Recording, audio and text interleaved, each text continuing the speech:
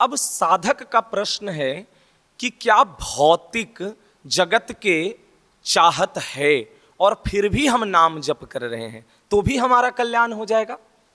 जैसे भोगों की चाहत, धन, वैभव, नाम, यश, कीर्ति, और फिर भी हम नाम जप कर रहे हैं तो क्या उसका उद्धार होगा, उसका कल्याण होगा? तो बिल्कुल उसका उद्धार और कल्याण। और साधक धन की इच्छा से भी नाम जप कर रहा है तो नाम में इतना सामर्थ्य है कि भौतिक जगत की सारी चाहत पूरी कर सकता है। धन तो क्या, यश, कीर्ति, वैभव, जो वो चाहता है वो सब नाम से उसका पूरा हो जाएगा। जो भौतिक चाहत रखता है साधक या नाम जापक, उसकी सारी इच्छा पूरी होगी, सारी चाहत पूरी होगी, क्योंकि भगवान नाम में बहुत सामर्थ्य है।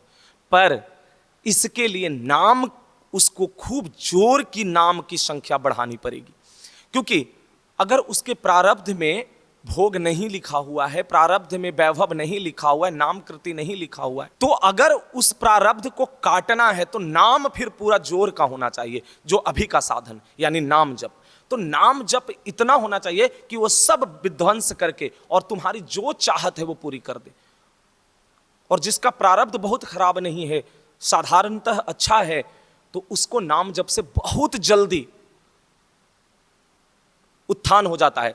संसारिक भौतिक तो छोड़ दो, भगवत उत्थान हो जाता है। अब जैसे जो लोग तरह तरह के उपाय करते हैं धन प्राप्ति के लिए या अपनी मनोकामना पूर्ति के लिए, जैसे आमतौर पर सुनते हैं कहीं हम गए तो वहां ये कर दिए, वो कर दिए, तो उससे हमारा मनोकामना पूर्ण हो गया।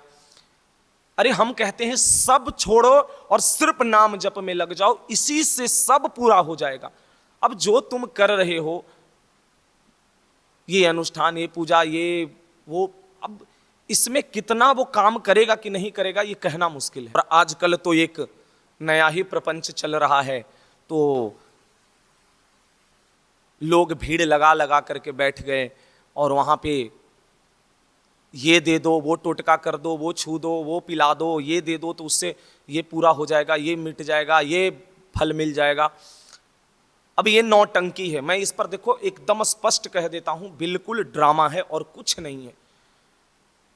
जो भगवान के नाम से न जोड़े, जो भगवत प्रेम में न जोड़ दे, जो भगवान के महिमा से न जोड़ दे, जो भगवान के लिए श्रद्धा न प्रकट कर दे, ये सब जगह ड्रामा और नौटंकी है और कुछ नहीं है।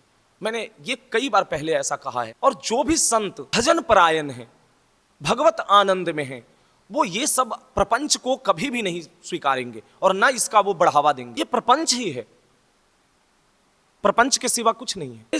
देखो ये कैसा बन गया है। देखो ये 10,000 भीड़ इकट्ठा हुई, 5,000 भीड़ इकट्ठा हुई, उसमें से 200-400 लोगों की भी पूरी हो गई, क्योंकि देखो ये एक संजोगवश है, कोइंसिडेंट। हम गए, हमें ये नहीं हो रहा है, कृपा करें, बस हो गया, जाओ हो जाएगा।